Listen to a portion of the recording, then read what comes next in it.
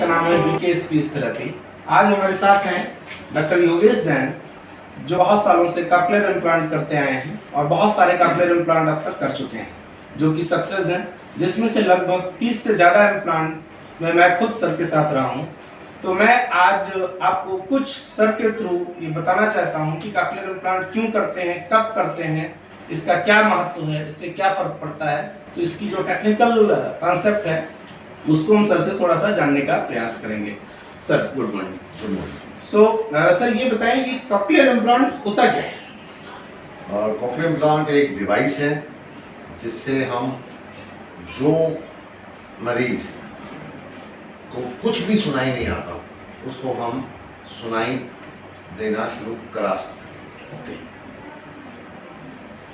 जब मरीज की नस खराब होती है, नस एक्चुअली ठीक होती है, जो एक अंदर इनर ईयर में एक ऑर्गन है जिसको इनर ईयर में कॉक्लिया कहते हैं, उसमें खराबी जब होती है तो हम एक डिवाइस वहां पे इम्प्लांट कर सकते हैं जिससे कॉक्लिया का जो काम है वो ये डिवाइस कर सकता है, और जो बाहर से आवाज़ें आ रही हैं वो हमारी नस के जरिए ब्रेन तक पहुंचा सकता है। Right sir. सो इम्प्लांट ये है। Okay okay, no problem.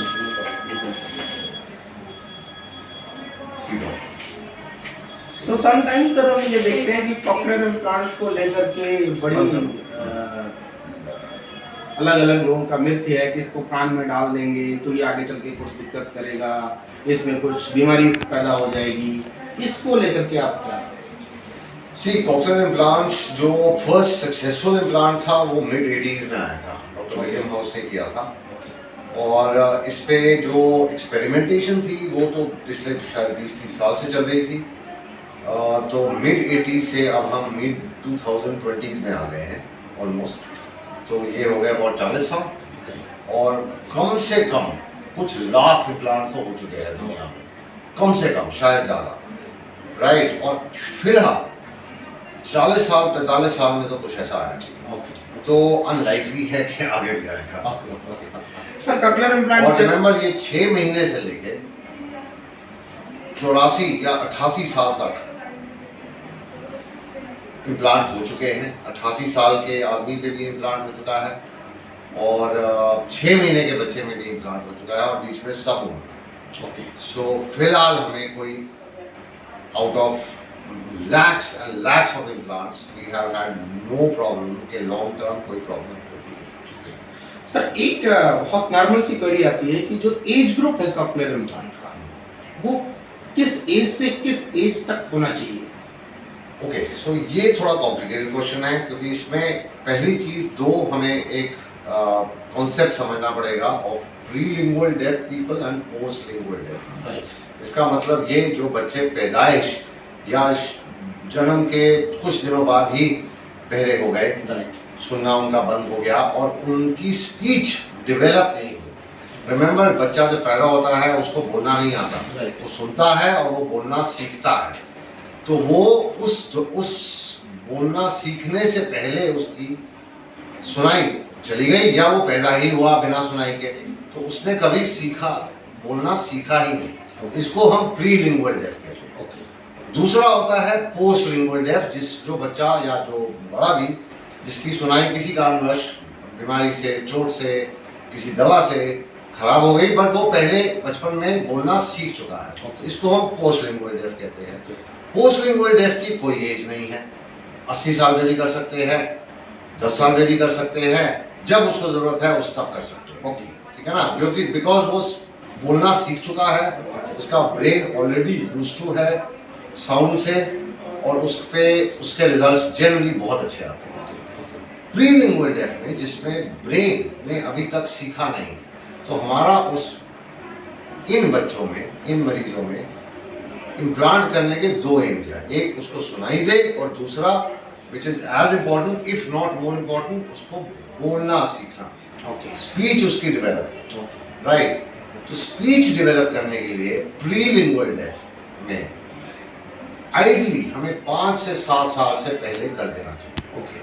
उसके बाद 10, 11, 12 साल तक भी फायदा होगा, पर वो फायदा कम हो जाता है। ओके 12 साल के बाद फायदा बहुत कम हो जाएगा कि वी विल ऑलमोस्ट से कि स्पीच शायद अच्छे से डेवलप नहीं होगी, सुनाई फिर भी देगा और वो समझेगा भी, राइट पर वो बोलना प्रॉपरली सीख शायद नहीं पाएगा। क्यों नहीं सीख पाएगा? क्योंकि ब्रेन में एक जो उसकी कैपेबिलिटी है राइट स्पीच लर्न करने की, वो पहले कुछ सालों के बाद अगर यूज ना हो तो वो खराब हो जाता है। राइट तो हमें आइडियली 5 ईयर्स से पहले 5 से 7 इज ओके, 7 साल से 12 साल तक कुछ फायदा होगा। Okay you can not be 100% sure. 12 साल के बाद स्पीच में फायदा होने की संभावना बहुत कम है। ओके सर, एक जब हम किसी पेशेंट को काउंसिल करते हैं कि आप इम्प्लांट करा लो, तो उसका एक सवाल होता है कि इतना छोटा बच्चा है, इतनी बड़ी सर्जरी कैसे बर्दाश्त करेगा? करता है। बच्चे बहुत रेजिलिएंट होते हैं, बहुत टफ होते हैं, माँ बाप से बहुत ज़्यादा टफ होते हैं। Okay and we have had no problem unless बच्चे में कोई और प्रॉब्लम है, कोई और मेडिकल कंडीशन है जो उसको रिस्क बढ़ा देता है। ऐसा हम बहुत अच्छे से जांच करते हैं। Right we are also very very concern about छोटा बच्चा। बट रिमेंबर इस सर्जरी में जनरली ब्लड लॉस ज़्यादा नहीं होता। ओके सबसे ज़्यादा प्रॉब्लम बच्चे में एनेस्थीसिया में ब्लड लॉस की होती है, और या सर्जरी में, जिसमें क्योंकि बच्चे में ब्लड सिंस वो वॉल्यूम कम है बच्चे की, यस तो ब्लड की वॉल्यूम भी बहुत कम होती है। But this is a relatively avascular surgery okay and we have had no problems. हमने 1 साल तक या 1 साल के नीचे तक भी 9 महीने 10 महीने के बच्चों में भी ऑपरेट किया हुआ है। ओके एंड फिलहाल तो हमें कोई प्रॉब्लम नहीं आई, और बड़ा कॉमन चीज़ है। In fact in the west in a lot of places now they are recommending कि 6 महीने पे ऑपरेट कर दिया जाए। राइट जितना जल्दी करेंगे उतना ब्रेन उसको आवाज़ को पकड़ेगा, Right. और उतनी जल्दी वो एक नॉर्मल स्कूल में जा पाएगा, जो हमारा अल्टीमेट एम है। राइट सर, एक क्वेश्चन आता है कि कॉकलियर इम्प्लांट कब करना चाहिए? कब मींस कि जो उसकी डायग्नोसिस है सपोज टू बी, जैसे जब हम उसके टेस्ट करते हैं तो उनकी फाइंडिंग क्या हो? लेट्स से कि अगर उसको कंडक्टिव हियरिंग लॉस है, या जिसको बोलते हैं कि उसका मिडिल ईयर में प्रॉब्लम है या इनर ईयर में प्रॉब्लम है, इसको टेक्निकली कैसे समझा जाए? सुनाई या कान के 3 कंपोनेंट्स हैं। एक एक्सटर्नल ईयर है जो बाहर आपको कान दिखता है, फिर कान का पर्दा आता है, पर्दा और नस के बीच में मिडिल ईयर होता है, और नस जहाँ से शुरू होती है उसको हम कॉक्लिया कहते हैं, जिससे वो नस शुरू होगी और वो ब्रेन तक जाएगी। इस सारे पार्ट को जिसमें कॉक्लिया है और वो नस है, उसको हम इनर ईयर कहते हैं। Cochlear implant is always used जब इनर ईयर में प्रॉब्लम है। मिडिल ईयर में अगर कोई भी प्रॉब्लम है, वो एक जनरली सिंपल सर्जरीज के जरिए से उसको ठीक किया जा सकता है, या फिर उसमें जनरली मशीन जो हियरिंग एड होती है वो भी बहुत अच्छे से काम आती है। तो मिडिल ईयर प्रॉब्लम्स के लिए कॉक्लियर इम्प्लांट्स नहीं करते हैं। ओके सर, एक कई बार लोग कहते हैं कि भी अगर कॉक्लियर इम्प्लांट कराना है तो क्यों कराऊं, क्योंकि अगर इसमें भी पीछे हमें इतना ही बड़ा ऐड पहनाना है और हियरिंग ऐड में भी ऐड ही पहनाना है, तो why cochlear implant? I agree. अगर हियरिंग एड काम कर रही है तो I would say the same question, why cochlear implant? Why cochlear implant? Right पर रिमेंबर कॉक्लियर इम्प्लांट करते ही उन बच्चों में है जिसमें हियरिंग एड काम नहीं कर रही। राइट। दूसरी चीज़ सर कि समटाइम्स जब हम इसके बारे में थोड़ा पढ़ते हैं और देखते हैं तो ये देखा जाता है कि जो कॉक्लियर इम्प्लांट है उसका जो एक्यूरेसी रेट है वो कहीं हियरिंग एड से बेटर होता है, खास करके Yes. सीवियर टू प्रोफाउंड में। यस, बेटर होता है। कुछ बच्चे ऐसे हैं जिनमें सिवियर प्रोफाउंड लॉस या even not severe, moderately severe loss में भी राइट उनके सेंट्रल ऑडिटरी सिस्टम जो ब्रेन में भी कुछ वायरिंग में गड़बड़ है, राइट उनमें इनफैक्ट देखा गया है कि इम्प्लांट्स का फायदा ज़्यादा होता है राइट हियरिंग एड से अगर कंपेयर करें तो। रिमेंबर जो हम हियरिंग एड है राइट वो एक सिर्फ आवाज को मैग्नीफाई करके आपको दे रहा है, राइट वेराज जो इम्प्लांट है वो आवाज को कोड करके सीधा नस तक पहुंचा रहा है। तो दोनों की क्वालिटी में बहुत फर्क है। तो आपका कहने का मतलब है कि जो हियरिंग एड है ये सिर्फ ऊपर के तरीके से आवाज को एम्पलीफाई कर देगा, सिर्फ एम्पलीफायर है, राइट नथिंग एल्स। राइट। और जो कॉक्लियर इम्प्लांट है ये Yes. Direct in fact a lot of elderly जिनको सिवियर प्रोफाउंड लॉस है या सिवियर लॉस है या इवन मॉडरेटली सिवियर लॉस है, मतलब कि अबाउट 60-65% लॉस है, जिसमें हम सोचते हैं कि हियरिंग एड बहुत अच्छे से काम करेगी और काफियों में करती है, but lot of the elderly में सेंट्रल डिजेनरेशन भी होता है। जैसे उम्र से बाकी चीज़ें डिजेनरेट करेगी तो जो ब्रेन है वो भी नीचे जाएगा, और उनकी जो डिस्क्रिमिनेशन बहुत अच्छी नहीं होती। डिस्क्रिमिनेशन मतलब कि आपको एक आवाज़ आ रही है, दूसरा आवाज़ को समझना, स्पीच को समझना, to distinguish between different sounds, वो बहुत अच्छी नहीं होती। तो you will have seen a lot of these patients जो बूढ़े होते हैं, एल्डरली होते हैं, 60, 70, 80 साल के, जो कहते हैं भाई मैं इनको मशीन तो लगा दी, अच्छी मशीन लगाई है, मुझे सुन रहा है पर समझ नहीं आ रहा।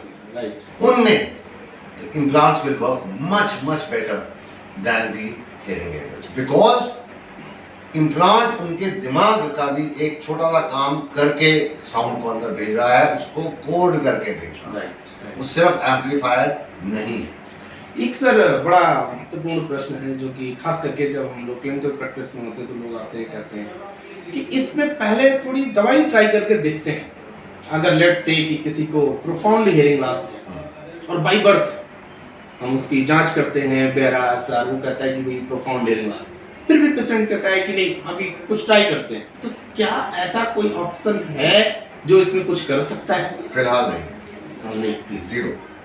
Lot of experiments being carried out, specially with stem cell therapy, but अभी वो प्योरली एक्सपेरिमेंटल स्टेज पे है। अभी अगले 5 से 10 साल तक हमें कोई उम्मीद नहीं है कि वो क्लिनिकल ट्रायल्स में भी आएंगे। तो इस तरीके से ये एक फिलहाल we have zero medication available. That's a very clear indication कि मतलब इस भ्रम में हम ना रहे कि इसको दवाई दे दे करके इस दवाई दे दे के हम सिर्फ वो उसका बच्चे का प्रेशियस टाइम वेस्ट कर रहे हैं।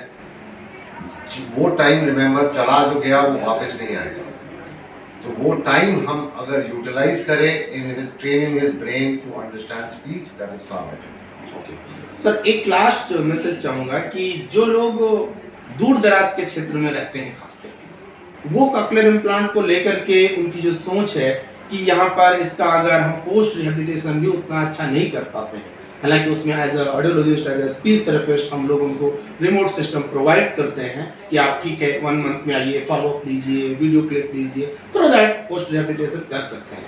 So at least they can do cochlear implant, उनको बिल्कुल अवॉइड नहीं करना चाहिए या सिर्फ इसके डर से कॉक्लियर इम्प्लांट करना ही नहीं चाहिए? नहीं, आप बिल्कुल करना चाहिए इम्प्लांट। रिमेंबर आजकल तो कितना भी आप रिमोट हो, एक कोविड पैंडेमिक ने ये तो सिखा दिया है कि बहुत दूर दराज के जो लोग हैं वो भी वीडियो कॉन्फ्रेंसेस के जरिए सब कुछ अवेल कर सकते हैं, राइट। 1 सेकेंड, डेफिनेटली उनको थोड़ी देर उनको ट्रैवल ज़्यादा करना पड़ेगा, उनको पहले कहीं से फर्स्ट फ्यू वीक्स के लिए कहीं का अरेंजमेंट करना पड़ेगा।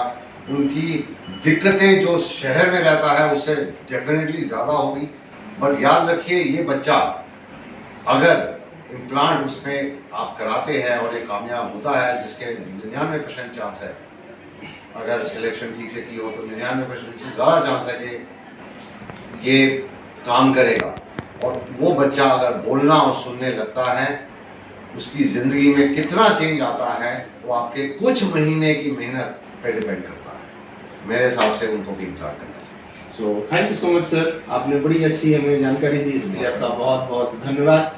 और इस प्रकार से हमारे साथ डॉक्टर योगेश जैन थे जिन्होंने इतनी अच्छी जानकारी दी। आगे की जानकारी हम आपको टाइम टू टाइम देते रहेंगे। Thank you so much.